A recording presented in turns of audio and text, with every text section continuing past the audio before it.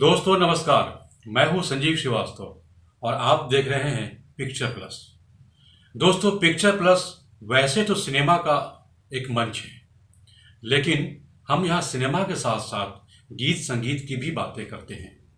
और गीत संगीत केवल सिनेमा का नहीं, उन गीतों के बारे में भी चर्चा करते हैं, उस संगीत के बारे में भी चर्चा करते हैं जो सिनेमा में नहीं है। इसके बावजूद अगर जन जन की जुबान पर अगर वह गीत बहुत चर्चित हो चुका है तो उसके राज को भी यहाँ हम समझने की कोशिश करते हैं कि आखिर उसकी वजह क्या है, उस गीत की लोकप्रियता की आखिर वजह क्या है।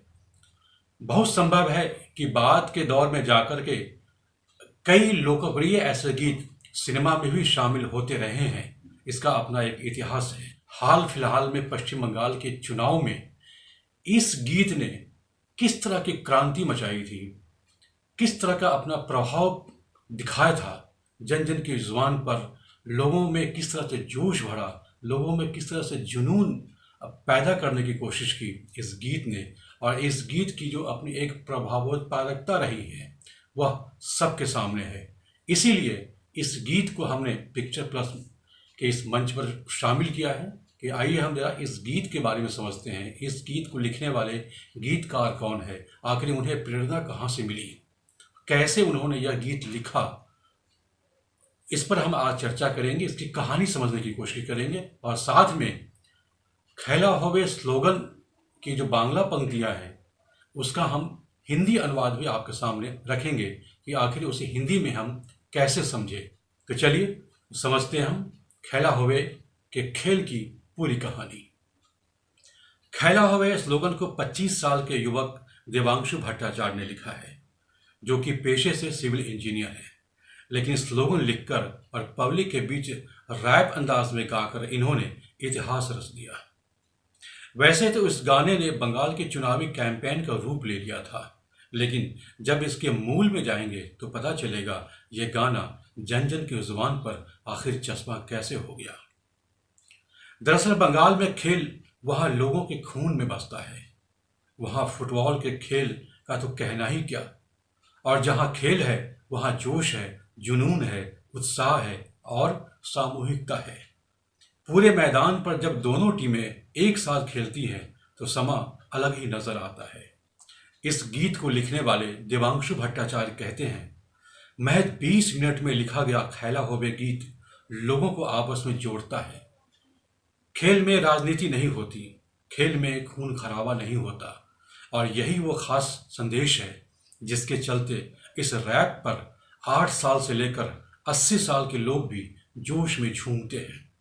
दिलचस्प बात यह है कि सांस्कृतिक आयोजनों में भी खैला होवे गीत धड़ल्ले से सुनाई देता है और लोग इसकी धुन पर जश्न मनाते हैं।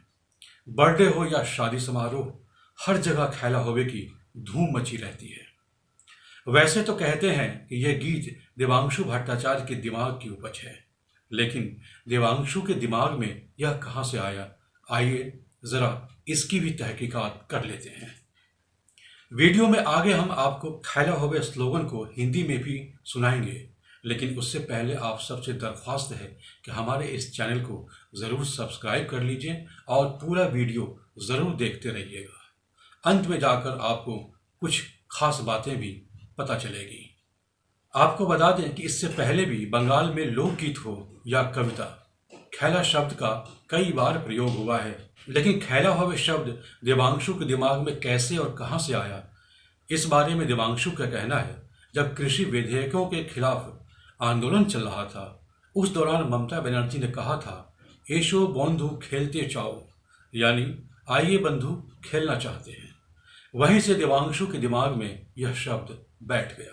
लेकिन इससे भी पीछे चलें तो गुरुदेव रविंद्रनाथ टैगोर की एक कविता की कुछ पंक्तियां भी जरूर गौर की जानी चाहिए, जो कि इस प्रकार है।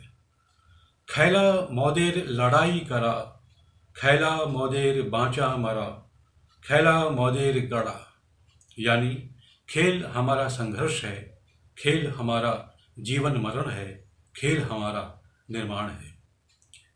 देवांशु का कहना है खैला होवे स्लोगन लिखने में गुरुदेव की पंक्तियों ने भी उनको काफी प्रभावित किया था, जिसे उन्होंने आज के हालात को देखते हुए व्यक्त किया। तो चलिए अब आपको इस स्लोगन की कुछ और पंक्तियां सुनाते हैं और साथ में उसका हिंदी अनुवाद भी सुनाते हैं। लेकिन उससे पहले मेरी एक गुजारिश है कि मेरा बांग्ला का उच्चारण बहुत परफेक्ट नहीं है, चूँकि मुझे बांग्ला आती नहीं है। इसलिए अगर मैं कुछ वैसी पंक्तियां पढ़ रहा हूँ जिसका उच्चारण दोष हो तो माफ़ कर दीजिएगा। पंक्तियां कुछ इस प्रकार हैं।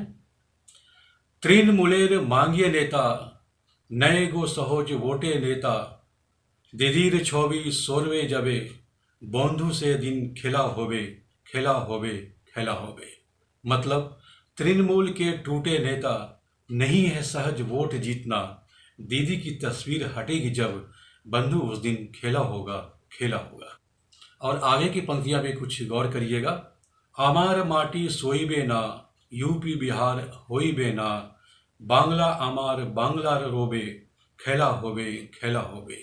यानी कि हमारी माटी सहेगी नहीं, यूपी बिहार होएगी नहीं, बंगाल हमारा बंगाल रहेगा, खेल होगा, खेल होगा।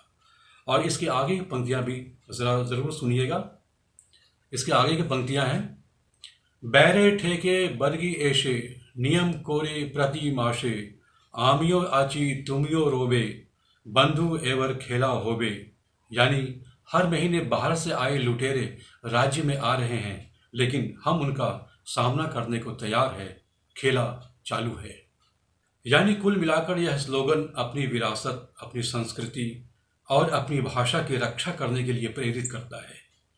और जिस रैप अंदाज में यह लोगों को अपील करता है, वह लोगों के सीधे दिलो दिमाग तक असर करता है।